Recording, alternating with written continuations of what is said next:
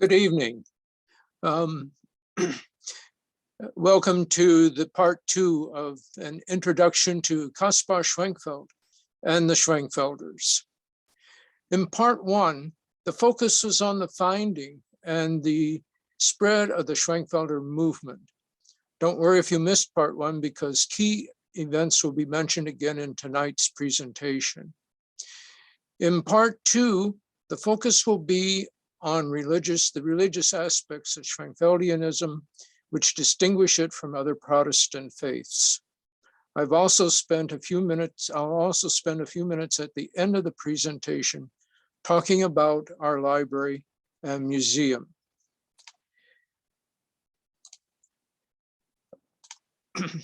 So with an introduction, I would like to talk just a little bit about some geography here. This area right here is Silesia, what was called Silesia. It's Poland today. But the Schwenkfelders who came to Pennsylvania came from this area of Germany, and it was all German speaking in the 18th century and before. So this is Lower Silesia, and the Schwenkfelders came from a village called Harpersdorf. We're also going to be talking about events in southwestern Germany, right in this area right here. There's a major city that in the 16th and 17th centuries was German. And today it's within the borders of France. Another place we're going to talk about is Saxony. This is a state in Germany, in the old German area. And then, of course, we will be moving on to southeastern Pennsylvania.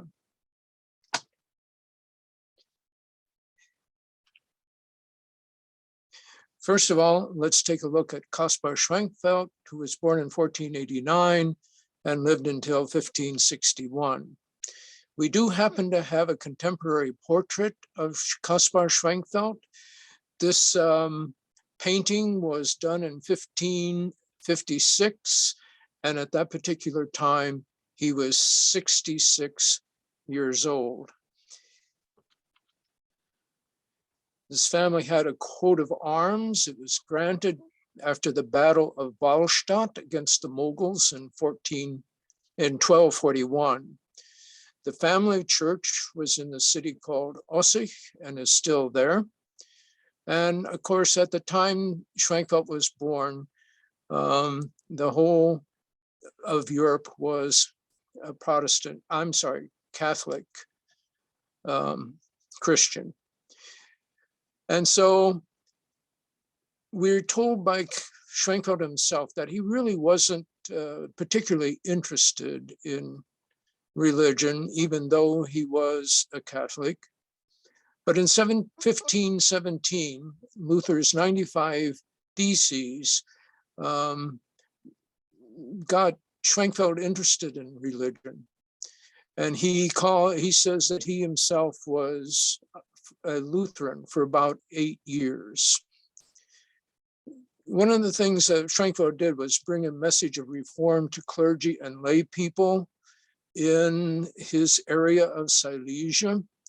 And one thing he did at that time was to visit the sisters of the cloister Naumburg in 1523, where he urged them, quote, to strive diligently to acquire the divine word, which is the only food for your souls.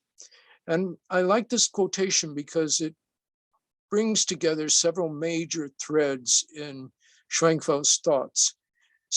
This is something that doesn't happen quickly or instantly, but it's something that you do over a long period of time, which you work at diligently to acquire the divine word. Now, he's not talking about the word printed in the Bible, nor about the spoken word, but the divine word.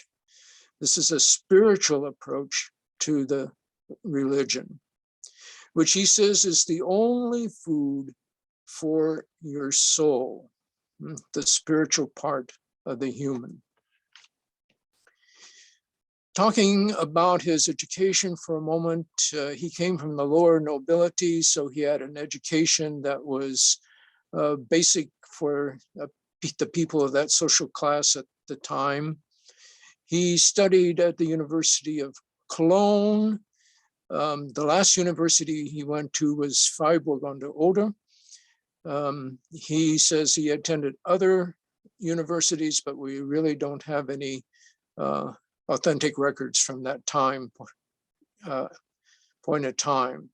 He did not take a degree. He studied canon law, which is one of the few majors at that particular time. He did not study theology, which turned out to be a bit of a problem for him, because all of his major opponents were theologists, and they used to say or pay little attention to him because he did not have a doctorate in theology. Most of his religion was through self-education, mainly Bible study and reading of some of the early church fathers. As a professional, he was a courtier. That is, he was a member of the Duke or Duke's court, and he worked at the court of two dukes in Silesia prior to joining the court of Duke Friedrich II in Liegnitz in 1518. Some of his early activities took place between 1517 and 1529. He became active in Reform debates. He had his arguments printed in book form to reach as many people as possible. He was able to convince Duke Friedrich to introduce the Lutheran Reformation into his Catholic territory. He promoted reform and studied results of Luther's reforms. Unfortunately, he was really not all that impressed with the results of Luther's attempts. I think he was a little anxious to get more moral Christianity quickly. But in 1526, he urged a Stillstand in regard to communion. The term Stillstand is German and relates to this particular stance on the communion and is used in the scholarly work talking about the Reformation. He eventually wrote a treatise on communion, which came to the attention of the overlord of Silesia and was in terrible trouble because of that. Now, I'll talk a little bit more about that later. Because of that treatise, he was exiled from Silesia, and he went across the country of Germany to the free city of Strasbourg, which was also German, in May 1529. So let's look a minute at a few of the happenings between 1529 and 1561. Not only was forced out of Silesia, but in 1535, he was forced out of the free city of Strasbourg and spent the rest of his life in hiding in southwest Germany. There were many people who converted to his brand of Protestantism in southwest Germany, but he did not make many public appearances, and he usually supported his converts mainly through correspondence. He developed a theory in theology on the glorified Christ, the celestial flesh, and the new man. And I'll talk about those a bit more later. Schwenkfeld never attempted to write a systematic theology, although he did publish some treatises on his interests in theology. Finally, he died peacefully in the home of a major Fowler family in Ulm, Germany, in the presence of several of his followers. The followers of Schwenkfeld from southwest Germany died out around 1600. Let's take a little look at some of his viewpoints. Schwenkfeld believed deeply that physical things do not make mankind. He believed deeply that physical things make mankind aware of God's potential works, that it is the Holy Spirit that works within each person. There is an outer physical person and an inner spiritual essence. The old man becomes a new man. In rather modern language, we might think of the born-again Christian. As the physical water cleans our bodies, so too does the spiritual water clean our souls. Physical bread and wine feed our physical bodies, just as the spiritual bread and wine feed our hungry souls. There is a physical church and a spiritual church. There is the word that is seen and heard, also a spiritual word or logos. In just the same way that Jesus's parables were visible ways of teaching about spiritual ways or in the kingdom of God.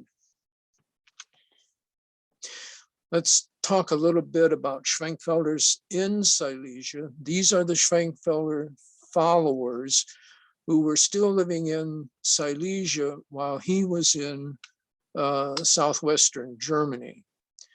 So these Silesians are from this area right here. And Schwenkfeld was down in this area. So the Schwenkfelders who came to Pennsylvania came mainly from a village in this area called Harpersdorf.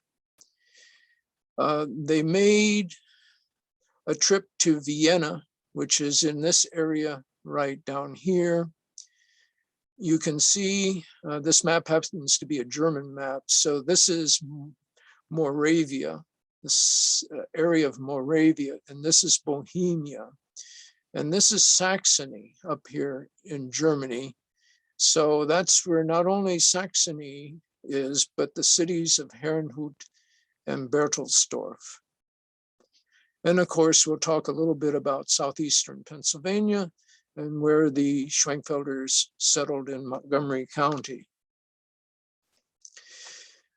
While he was in exile in southwest Germany, Schwenkfeld really had no contact with followers in Silesia. In fact, he had very, very little contact with his family in Silesia. Duke Friedrich II purged the Lutheran clergy in his territory that had Schwenkfeld sympathies. Schwenkfeld in Silesia had only spotty knowledge of, Schwenkfelders in Silesia had not only spotty knowledge of Schwenkfeld publications during his exile. After the 30 Years' War, Schwenkfelders lived in Protestant enclaves surrounded by Catholic territories in Silesia. In Harpersdorf, Silesia, the church is called a refuge church. That happened to be a church that served Protestants in Catholic Silesia.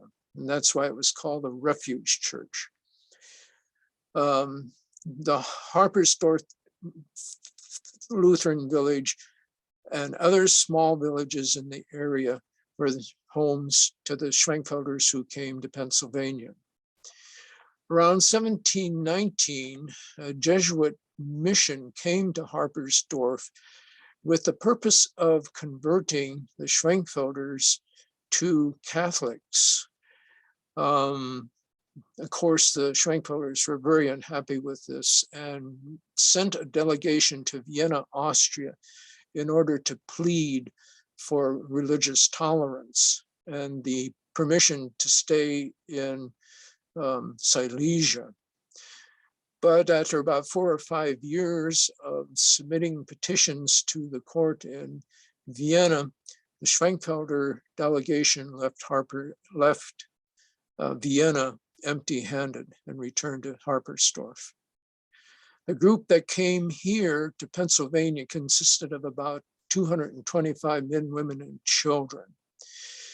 So when they found out there would be no tolerance for them in Silesia, they left through pre-arrangements for Saxony, and a man there by the name of Zinzendorf, who gave refuge to all kinds of religious refugees at that particular time.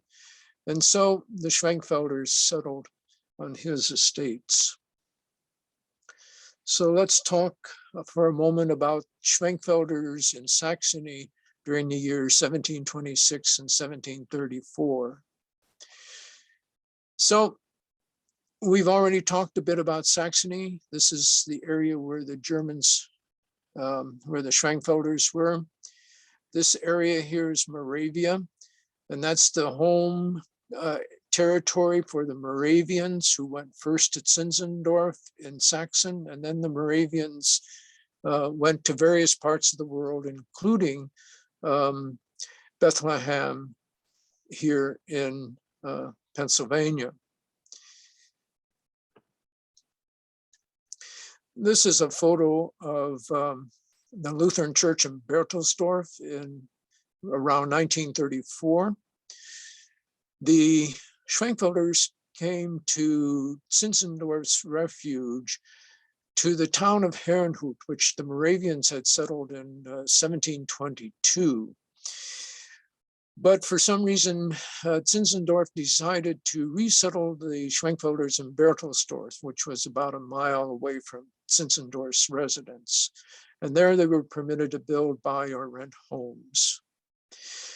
The Lutheran Church in Berthelsdorf served the sacraments of birth, baptism, marriage, and funeral, but not communion, to the Schwenkfelder refugees. I'll explain a little bit more about that a little bit later. In 1733, the King of Saxony exiled the Schwenkfelders and ordered them to leave by 1734. Not only did the Jesuits want to convert the Schwenkfelders to Catholicism, but Zinzendorf tried to convert the Schwenkfelders to Lutherans and send them to the colony of Georgia. The Schwenkfelders were not very pleased with Zinzendorf's plan, and so they sort of snuck around him somehow and made their way to Pennsylvania. And along their trek to Pennsylvania, the Schwenkfelders were helped materially and financially by Mennonites along the way. William Penn had promoted Pennsylvania heavily in Germany as early as the 1680s. And many Germans were enticed and did come to Pennsylvania beginning around 1683. That is to say, the people, the Germans who came in 1683 were the first families with the sole purpose of settling and living in Pennsylvania. There were isolated German explorers who had came even a century earlier than that, but 1683 marks the first permanent settlement of German families in the New World. Pictures you see on the screen at this point were taken in the 1980s. This part of Germany, Saxony, was in the East Zone at that particular time, and such buildings were not maintained or repaired or restored. It wasn't until after the East Germany became a part of West Germany that these buildings are restored. Quite often it was only squatters who lived in these buildings and had no way of maintaining them or keeping them up. This particular map is in our galleries, in our museum, and it shows the route of the Schwenkfelders.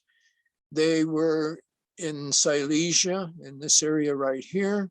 They came to Saxony, then followed the Elbe River up to the North Sea, crossed into the North Sea and got on an English boat that was going to the colony of Pennsylvania.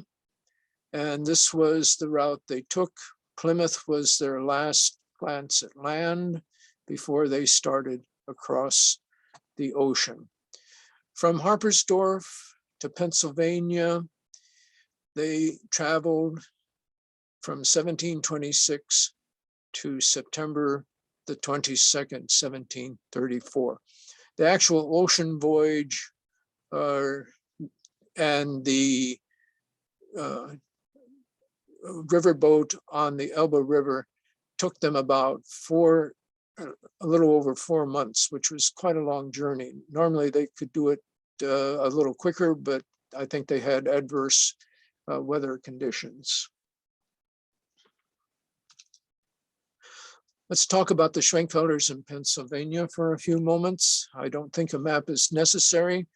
The Schwenkfelders arrived in 1734, and that date has been celebrated by them as a day of remembrance or thanksgiving for their safe arrival in Pennsylvania.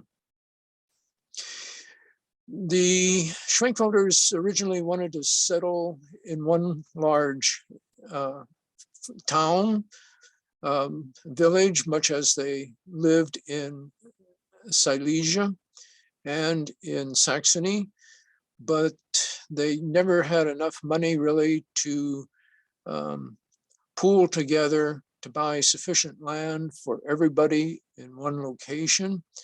So eventually they scattered through this area of Pennsylvania in Montgomery County between Macungie and Chestnut Hill, and had individual farmsteads or small groups of farms. Basically, they were all farmers at the time of settlement.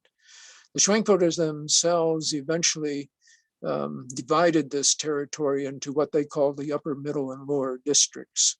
And from time to time, you'll hear Schwenkfelders talk about the districts.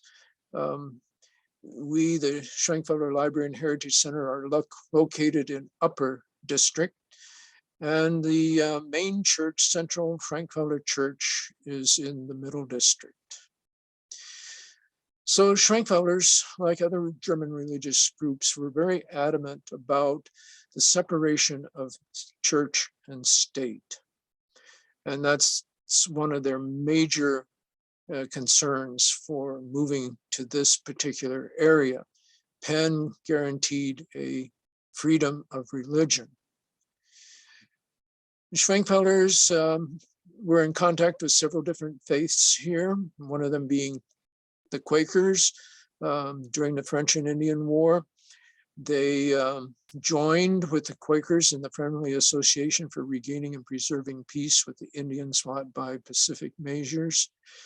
They raised money for that, and they had several talks with the Quakers and the Native Americans about how to settle that dispute. From the very beginning, because the Schwenkfelders were not able to settle all together in the same area, they became more and more estranged from one another. And one of the early pastors saw this as a large problem and tried to do something to bring the Schwenkfelder families back into a united community. And so he had several projects to do this. He published a hymnal of their own hymns. Previously, they had used the hymnal of the Bohemian Brethren. He wrote a catechism for them, something which they had not had before. The Schwenkfelders established their own school system in 1764. They taught both boys and girls reading, writing, geography, math, and I think a couple other subjects in both German and English. They wanted their children to learn English. For a 10-year period, about 1765 to 77, they were in an extended correspondence with Schwenkfelder survivors in Harpersdorf. No Schwenkfelder really went back to the old homeland in Harpersdorf, but they did have a correspondence, especially those 10 years. The last confessing Schwenkfelder in Harpersdorf is said to have been Melchior Dorn, who died in 1826. In 1771, the leading Schwenkfelder pastor at that time wrote a defense of Kaspar Schwenkfeld, which in German is called the Erläuterung, that is the vindication of Kaspar Schwenkfeld. During the Revolutionary War, in some cases voluntarily, in other cases not so voluntarily, they supplied material support, but they were never a part of the combat. At that particular time, the Schwenkfelders were strictly pacifist. It wasn't until about 1782 that the Schwenkfelders organized themselves officially into what they called the Schwenkfelder Society. They did not call themselves a church because that was so often confused with a physical church rather than a spiritual church. In 1783, a book called The Compendium was written, which was a summary, an explanation of Schwenkfelder beliefs. It was written as a manuscript in 83, but was not published as a book until 1836. And twice a year, as they became a Schwenkfelder Society, twice a year they would have a conference on church matters. This was attended by men. One was in the upper district, the other was in the lower district to complement or to serve both groups. And choice of ministers, appointments of ministers, introduction of minister trainees, discussions about marriages, discipline, that is penance, the clothing that they should wear, the printing of Schwenkfeld's books, and other events took place up through 1830. This particular building was still standing in the late 1800s. It was often called the Kraus Palace because it was so, let's say, huge, expansive for those particular times. It was 2 full stories, which was almost unheard of, definitely among the Schwenkfelders, and a sort of 3rd story under the roof. And you can see just the way those houses were constructed, how the timber was cut at that particular time. The photograph stems from the late 1800s, the late 1880s, and was photographed by the name of Fegley, who was a prominent photographer in the area at that particular time. This building, of course, was not used as a home when the photo was taken. I don't remember exactly when the home was built, but probably in the 1750s or the early 1760s. One of the books they printed was here on the left, a title page from the hymnal. On the right, you have an agreement that was drawn up in 1764 to establish a school system. And talk a little bit about 1830 to 1900. The society that was formulated in 1782 had a document of rules and regulations and understandings that went back as far as the 1760s. And that was only in manuscript. And finally, nearly 100 years later, they decided to print the Constitution so that everyone could have a copy. There's starting to be lots and lots of contention between people because they couldn't remember what the rules were or how they were to participate and so on. So they felt they needed to print these agreements. And so they gave this document a somewhat unusual name. They call it a constitution, very definitely an English word. That's in no way a German word. And the original edition of 1851 was printed in German. The title page you see here on the right-hand side is the English translation, which occurred in 1882. It's interesting that the man who wrote the original Constitution in 1851 was also the man who translated it into English in 1882. So many Schwenkfelder soldiers participated in the Civil War. I don't remember the exact number, but 2 or 3 dozen. And that was despite the anti-war statement in their constitution. I'm not 100% sure that those who took up arms were active members of the Schwenkfelder Society, but they may have been. In 1877, the Lower District celebrates communion after rescinding the Stillstand. Very briefly, Schwenkfeld recommended that no one participate in communion in public until all the factions who debated the communion question came to an agreement. And he made that proposal in 1526. So here, this group of Schwenkfelders in 1877 decide not to follow that directive, but to begin receiving communion in the church. Now, when the Schwenkfelders came here originally, they had no church. That is a building that they went to for service. Service was mainly a family event.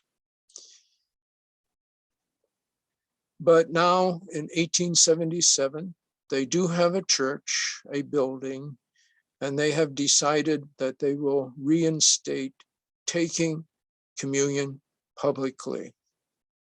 Now, they did it privately, in private devotions, family devotions, but not publicly until 1877.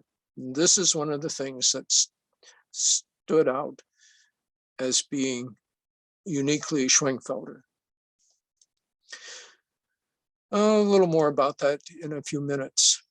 So in 1882, as I already mentioned, we have the English translation of their Constitution. In 1884, the a decision was made to create a critical edition of Schwenkfeld's writings and those of his associates. And that took nearly a century to accomplish, mainly due to financial matters as well as 2 world wars. So the complete edition of Schwenkfelder's works did not appear, the last volume did not appear until 1967. And as late as 1894, so almost 20 years after the lower division district decides communion, to take communion, the upper district, that is where I am right now in Pennsburg, the upper district began to celebrate communion.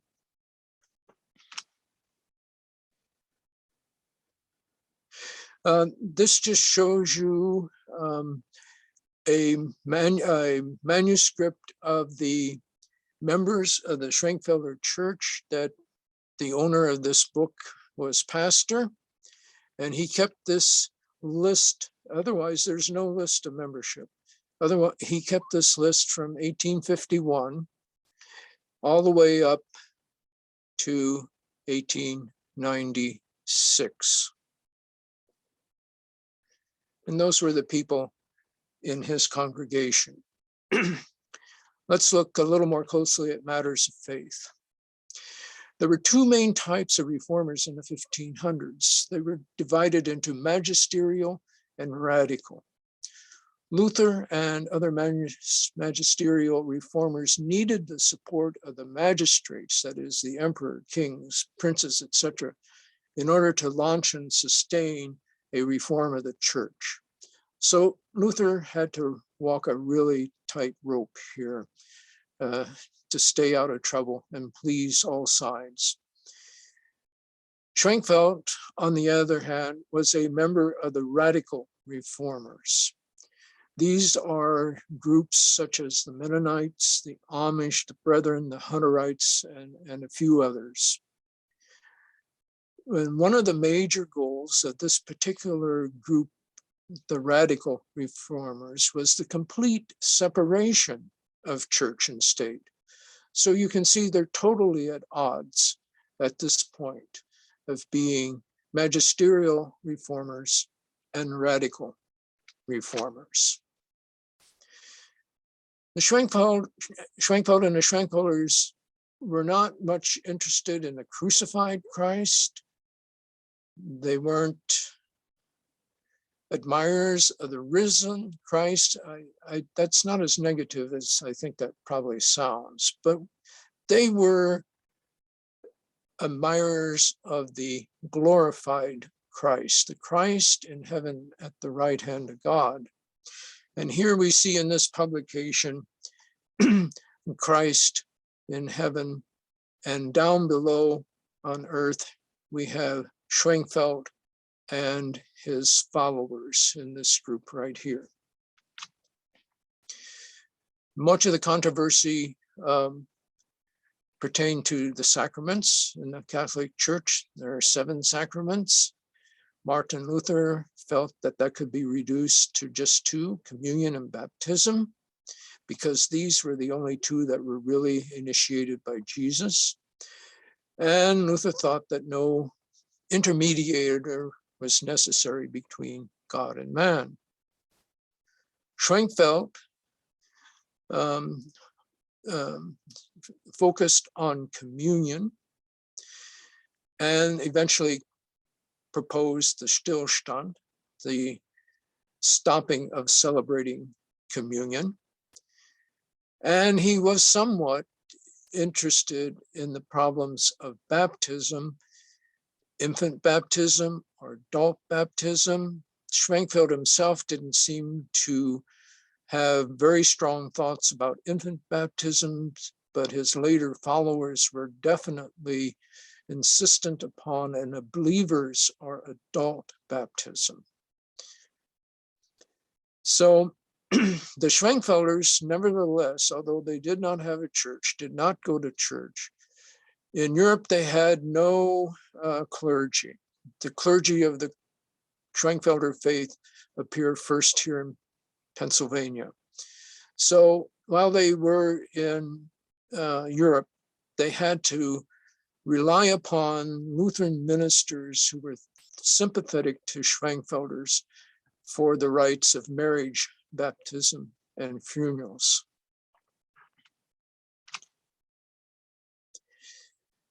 So in the early Reformation, there were really 4 different and basic interpretations of communion. There was transubstantiation and consubstantiation. Zwingli in the Switzerland and in that area in the south felt that the elements of communion were really symbolic remembrances that Christ was not present. Schwenkfeld thought that it was really the inner work of the Holy Spirit that was present as a result of communion. Alan, So, yes. I just want to give you your 5-minute warning. Okay, thank you. You're welcome. So, as I said, baptism was never really a major focus. He did not believe in rebaptism. He was once baptized. He felt that was adequate. The records of the church books in the 1600s and 1700s showed that most of the Schwenkfelders brought their newborns and witnesses to the church for baptismal. And they were very upset when the Jesuit mission tried to baptize their newborns as Catholic. Also, in Silesia, they went to church and had their sacraments of baptism, marriage, and funeral, but not communion. No Schwenkfelder considered himself to be an Anabaptist. Quite often, Schwenkfelders are aligned with Anabaptists, but the Schwenkfelders themselves did not consider themselves to be Anabaptist. At this point, I'd like to spend just a couple minutes on the Schwenkfelder Library and Heritage Center. I'd like to invite you all to come visit us sometime, see our museum, see our library.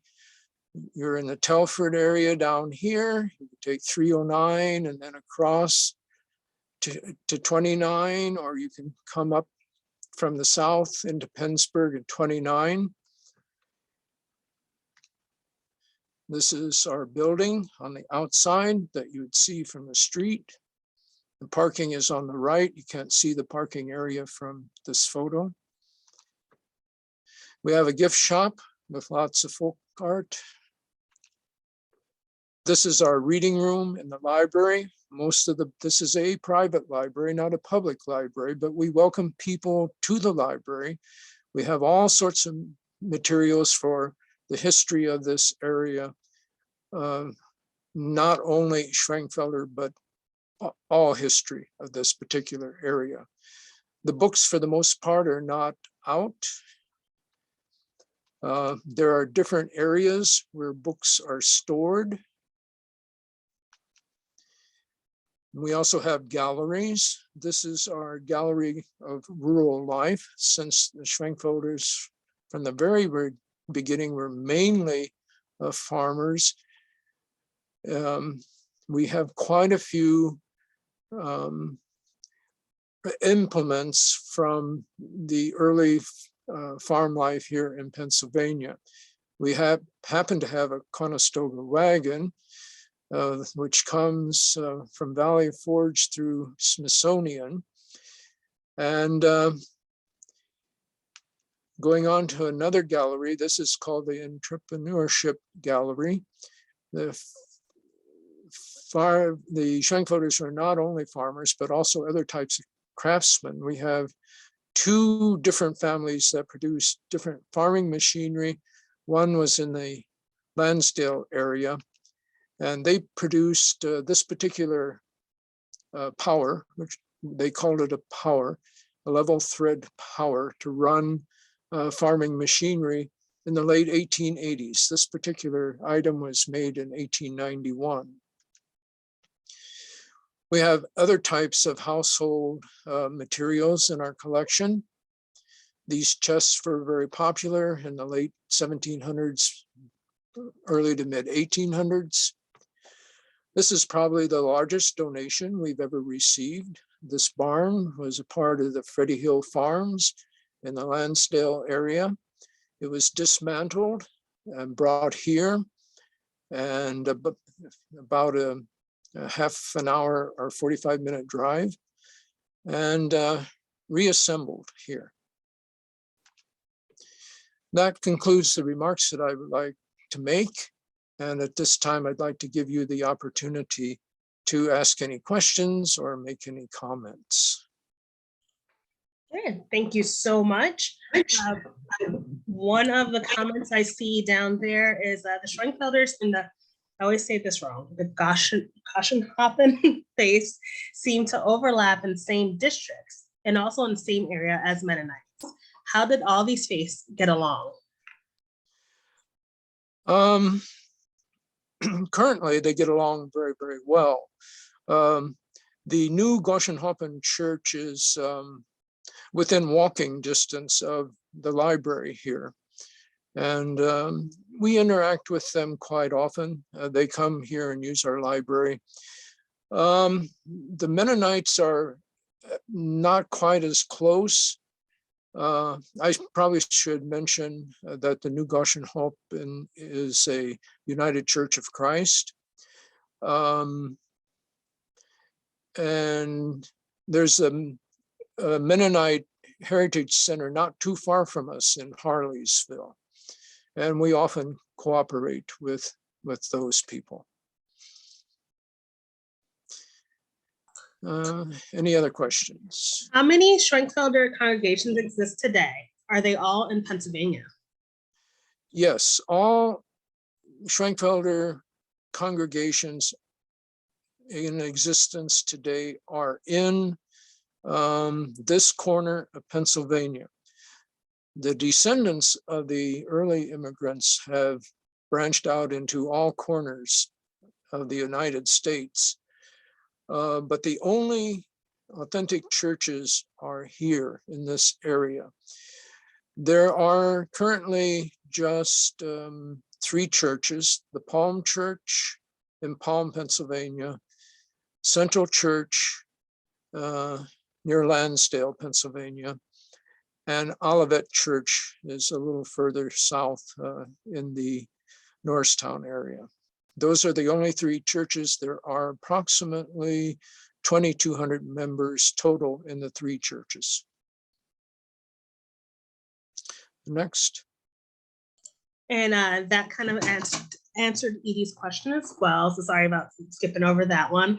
I have another one. Are the Schwenkfelders considered to be a part of the Pennsylvania Dutch?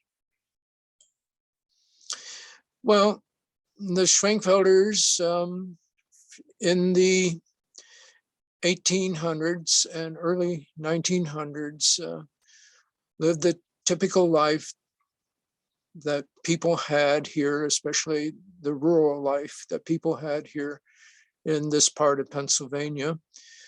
A lot of them did speak Pennsylvania Dutch or Pennsylvania German, whatever you want to call it. Originally, the Schwenkfelders came from an area of Germany to the far northeast of Germany. The other Germans who came to this particular area came from the southern part of Germany, the Alsace-Lorraine area, the Palatine area, and their dialect was a bit different than the Schwenkfelder dialect.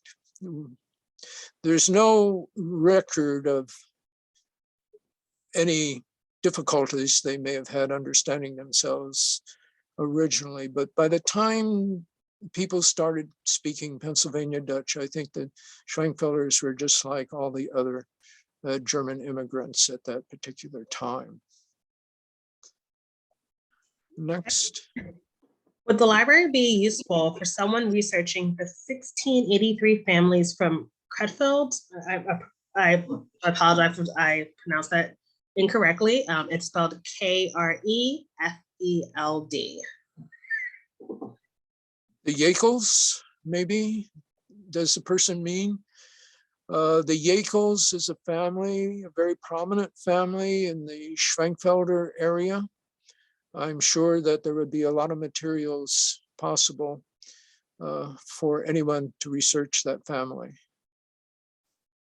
Okay. I'm not sure. Like I said, it's just spelled Krefeld. Someone else wants to know, is there a list of people who came over with the original group of Schwenkfelders? Yes, as most ships at that particular time, there's a so-called ship list. And there are printed editions of those ship lists who list all the passengers, not just the Schwenkfelder passengers, but all the passengers that came on that particular boat. Thank you. Does anyone else have any other questions? Again, you can put them in the chat or you can unmute yourself and share them with Alan. Yes, Nicole, this is Edie. May I clarify my earlier question? Sure thing. You mentioned, Alan, that the Schwenkfelders intersected with the Mennonites who arrived here in 1683 from Krefeld, Germany. And I was wondering if the library would have some resources that might explain that that intersection with that particular group of people. I'm not aware of any printed material about that intersection. I really don't know if it exists. You have to understand that the people from Krefeld did come in 1683. The Schwenkfelders came in 1734. That's roughly 50 years that the Kreffelders had been here before the Schwenkfelders arrived. And of course, the Kreffelders were in the Germantown area. And while there were some area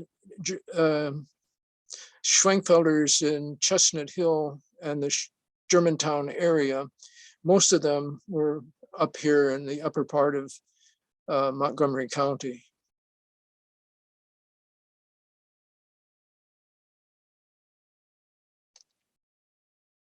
Okay. In the chat, Marcia shared that they believe the Mennonite Heritage Center has information on the 1683 people. That's probably true, yes. That is a Mennonite settlement. Okay, I see a lot of thank yous. Anything else before we wrap up for this evening?